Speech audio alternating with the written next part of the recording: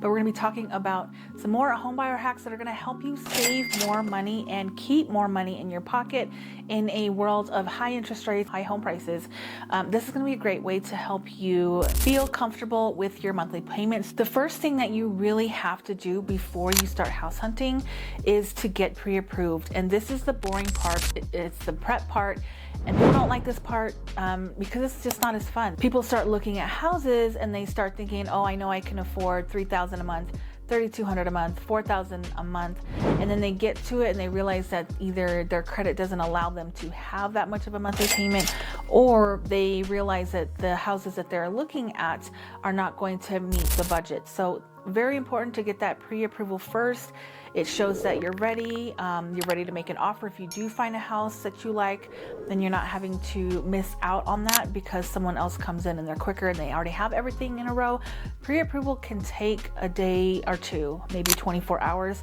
If you get a good lender, that's pretty quick. You upload your documents, you have to send them all kinds of things, stuff like W-2s. I mean, that stuff takes time to collect. So you can't just get a pre-approval overnight. And a lot of these sellers, that's what they want because they don't want to waste their time. They're not going to take their house off of the market for someone that is not ready to move forward. So you really just don't want to disappoint yourself, but also not waste a ton of time. It's a really good idea to know your budget up front. Number two, the second thing is that you don't want to max out on your budget. Oftentimes I will work with buyers and they will want more house than they can really afford. I don't know what it is, but we always want to reach for the most and we don't want to live within our means. We always want the house that's bigger, that's shinier, and we don't want to settle for average. But it's kind of an interesting thing how buyers start off in their home search. They say, well, I don't want to spend more than this per month. Then you see the house and you just absolutely have to have it. So have your heart set on your budget. And maybe this isn't your forever home, or if it is, maybe just save up a little bit longer, maybe do some buying down points or finding a house that's going to meet that budget. Maybe if it's a new construction, there's a house that you like that's in one area that they might have in another area that is a more affordable area but the same floor plan. But you really do want to have that wiggle room and not blow your budget. Another thing that I find really interesting, and I know that this is a marketing tactic, I see it all day long, I do it myself when I'm working on listings, but to look past all of the staging or the not staged homes and really looking at the potential of the home and how it would look with your things inside of it.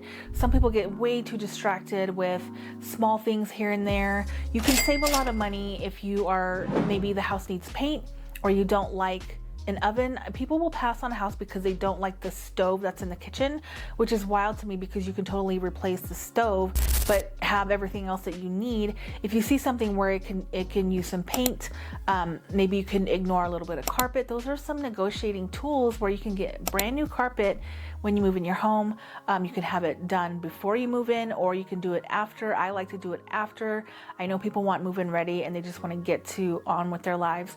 But having that leverage to be able to choose your own carpet, choose your own vendors, and make sure that the work gets done, quality work, because no one's going to take care of your house or do the repairs the way that you would. The seller's not going to care as much. They're leaving, they're moving out. So that's why I like to do it after. But just a thought is just trying to overlook some of these things.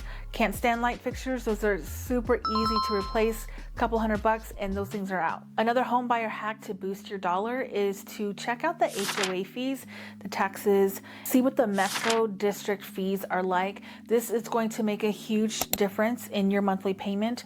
And so first you have your principal and interest, obviously, and then you have your property taxes. Some areas have very high property taxes, but they might include metro districts.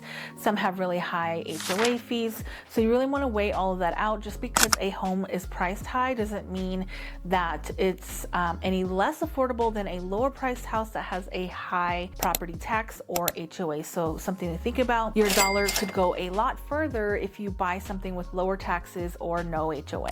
The next home buyer hack is going to be thinking about commute time. times, because if you're going to be driving super far for work, you want to make sure that it's not going to be too much, costing you an additional $100 a month in gas, because that could be going towards your house or something like that. You want to live close to maybe where you're going to be working, living, playing, all that fun stuff.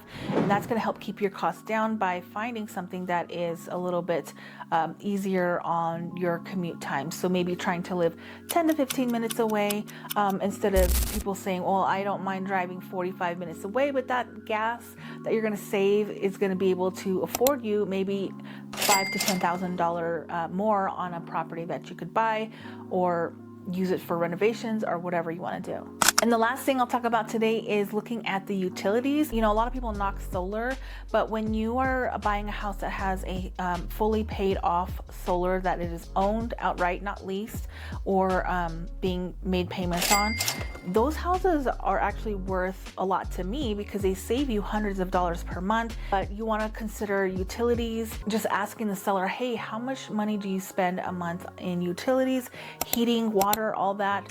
Sometimes if you get energy efficient windows and things like that, it's going to save you some money on some of those costs. And those are all things that can be negotiated right now in 2025, whereas in 2022, 21, 20, those things were not being negotiated. You had to pretty much overpay for a house and pay for the additional stuff that needed to be done. So that could save you a ton of money. How much it costs to water the grass, maybe considering doing some xeriscaping in the yard. Those are all going to help you save money. So it's not just about price every time. But if you haven't seen that first video, I'm going to link it. It's going to be popping up next on the screen.